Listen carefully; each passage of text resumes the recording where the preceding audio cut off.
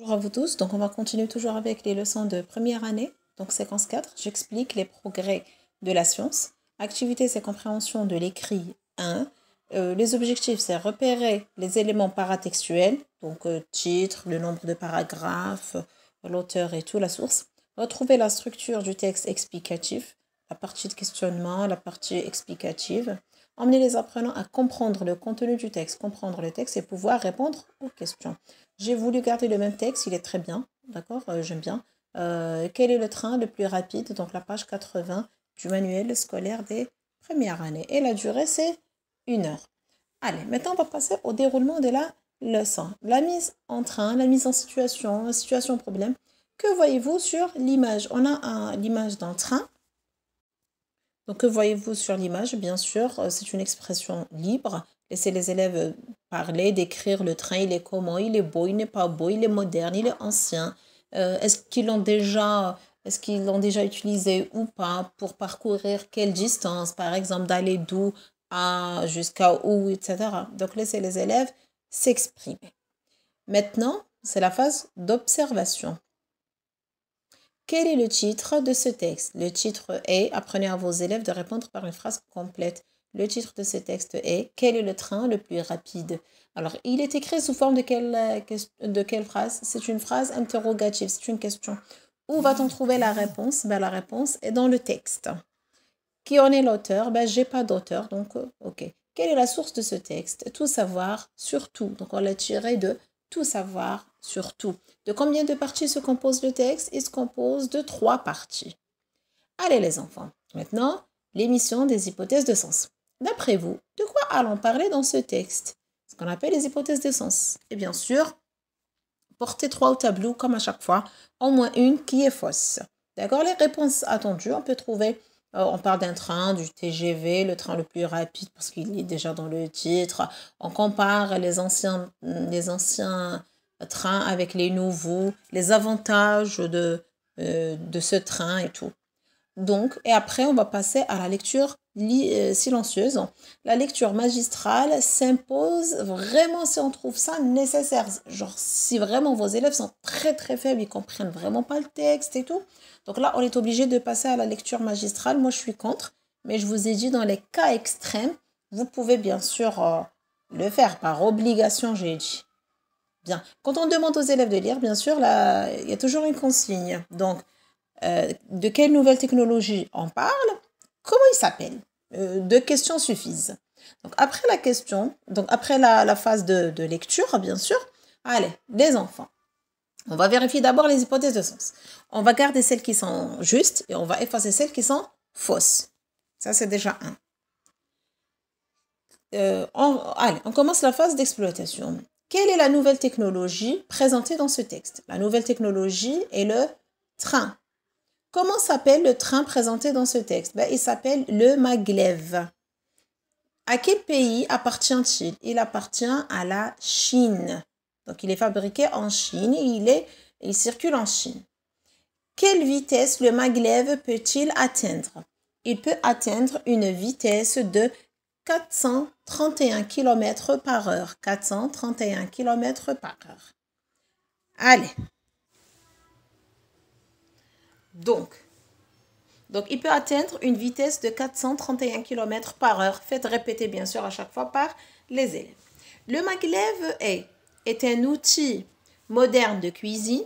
Est-ce que c'est un moyen de transport ou c'est un moyen de communication? Donc, c'est un moyen de transport. C'est un moyen de transport. Relevez la phrase du texte. Bien sûr, on a le mot transport à chaque fois. Il circule et tout. D'après le texte, qui utilise ce moyen de transport? Quelle est la tranche de la situation de la société qui utilise le plus ce train? Est-ce que c'est tout le monde qui le prend tout le temps? Ben non, ceux qui habitent dans la banlieue. Ça veut dire quoi la banlieue? Et là, vous pouvez expliquer, ou bien, puisqu'on a la reformulation justement, on doit anticiper les choses.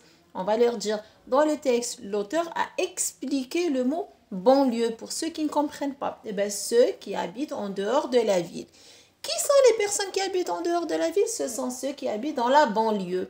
Et là, vous, bien sûr, vous Donc, on appelle ça une reformulation. La reformulation, c'est dire la même chose, mais avec d'autres termes pour mieux expliquer justement la notion. Si jamais les gens ne comprennent pas le premier mot, ben, ils comprennent l'explication, ce qu'on appelle la reformulation. Dire la même chose autrement. Maintenant, relève du dernier paragraphe ou de la dernière phrase du texte un mot équivalent qui a le même sens que les grandes villes. On peut dire les grandes villes ou bien les agglomérations. La réponse, c'est agglomération. Maintenant, réponds par vrai ou faux. Le maglev est un moyen de transport très ancien. Eh bien, faux, il est très très rapide. Le maglev se déplace sur ses roues. Eh bien, faux, on l'a dit, il se déplace sur les rails sans les toucher. Donc, il n'a aucun contact avec ces rails et il n'a pas de roues. Le maglev atteint 431 km par heure. Effectivement, c'est vrai et c'est dit déjà dans le texte. Maintenant, relève du dernier paragraphe une expression qui veut dire la même chose que les habitants de banlieue. Là, on l'a déjà dit. Les gens qui habitent en dehors de la ville. Je l'ai déjà expliqué, je ne sais pas pourquoi je l'ai mise. Mais en tous les cas, donc vous pouvez la mettre au milieu de l'explication, comme vous pouvez la mettre à la fin. Et vous leur dites que c'est une reformulation qu'ils vont voir, bien sûr, après. Voilà, on a fait à peu près le tour. Donc, vous pouvez bien sûr ajouter d'autres termes, vous pouvez rajouter d'autres questions. Ça, oui, pourquoi pas. D'accord? Donc, à peu près, c'est comme ça. Mais c'est un texte qui est très, très beau. Il faut vraiment bien l'exploiter. Maintenant, ensemble, on va répondre à la question posée dans le titre. Quel est le train le plus rapide? Donc, c'est le maglev chinois. Pourquoi? Vous leur dites alors pourquoi? C'est une récapitulation. Parce qu'il peut atteindre une vitesse de 431 km par heure. D'accord? Il se déplace comment? Il se déplace sur les rails sans les toucher. D'accord? Est-ce qu'il est moderne ou ancien? Non, non, il est moderne. Et comme ça, vous allez écrire une petite récapitulation. Donc, pour ce qui est de la synthèse, soit vous mettez le tableau. De quoi parle le texte? Du maglev. Son origine, il est d'origine chinoise. D'accord? Sa vitesse, par exemple, 431 km par heure. Qui l'utilise le plus? Ce sont les gens de la banlieue. Ou bien un exercice lacunaire. Le texte parle du et vous mettez un espace. D'accord? Il est d'origine, il peut atteindre une vitesse de, etc. Donc, vous pouvez aussi faire ça. D'accord? Et vous dites aux élèves, la deuxième partie, c'est la phase d'explication. D'accord? C'est là où on a beaucoup plus d'explications. Insistez sur ça pour que quand ils vont écrire leur texte, ils vont se baser sur ça. Merci. Pour le texte, quel est le train le plus rapide? Les trains à grande vitesse sont de plus en plus nombreux à circuler à travers les différents continents. Mais alors, pourquoi le maglev chinois est présenté comme le train en service commercial le plus rapide du monde? C'est la phase de questionnement. Tout simplement parce qu'il peut atteindre une vitesse de 431 km par heure.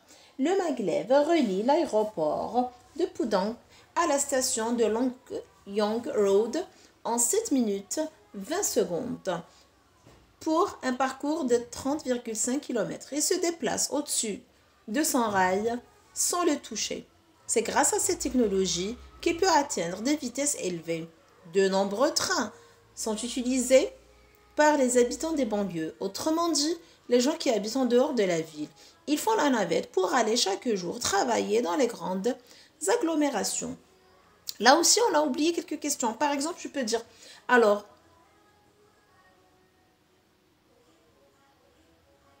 pourquoi le maglev est considéré comme le train le plus rapide? Parce qu'il peut atteindre une vitesse de 431 km. Donc, qu'est-ce que j'exprime ici? Je donne la raison, je donne la cause. Donc, la phrase qui commence par parce que ou bien car, on appelle ça la cause, le rapport de cause. Faites un rappel sur ça. On appelle ça le rapport de cause, par exemple. On appelle ça le rapport de cause. OK? Et grâce à quoi il peut atteindre cette vitesse? Grâce à quoi? Eh bien, grâce justement grâce à cette technologie. Quelle technologie? C'est le fait de ne pas, qu'il ne peut pas toucher ses rails. D'accord? Il n'y a pas quelque chose qui l'entrave, qui le gêne. C'est pour ça, grâce à ça, d'accord, il peut atteindre ses vitesses. Ça aussi, c'est un rapport de cause, mais dans une phrase simple, parce qu'il n'y a pas un verbe conjugué après. Et puis, on va dire, pourquoi les gens le prennent? Eh bien, généralement, ce sont ceux qui vont travailler chaque jour. Donc, vous pouvez rajouter la question de pour aller travailler, pourquoi on l'utilise pour aller travailler. Et puis, vous avez la cause surtout, parce qu'il y a déjà dans la progression.